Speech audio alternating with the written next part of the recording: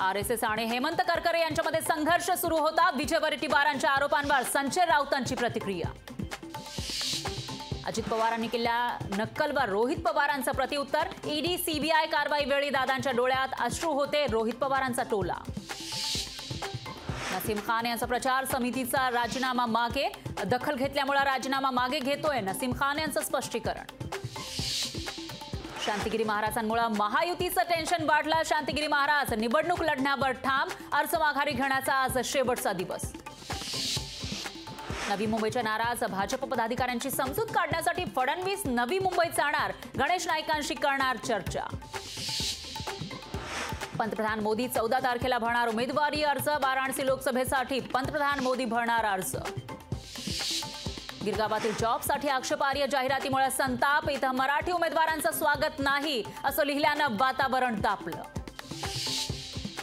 झारखंडमध्ये ईडीची छापेमारी। झारखंड ग्रामविकास विभागाचे मुख्य अभियंता अटकेत। वीरेंद्र राम प्रकरणात रांचीमध्ये ईडीचे छापे। केंद्र सरकार शेतकऱ्यांकडून 5 लाख मेट्रिक टन कांदा खरेदी करणार। महाराष्ट्र, हरियाणा आणि गुजरातमधून कांदा खरेदी केली जाणार।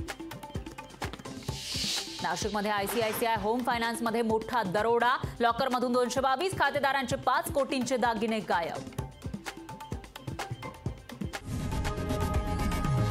लोकशाही मराठी ऐका, पहा, जागरूक रहा।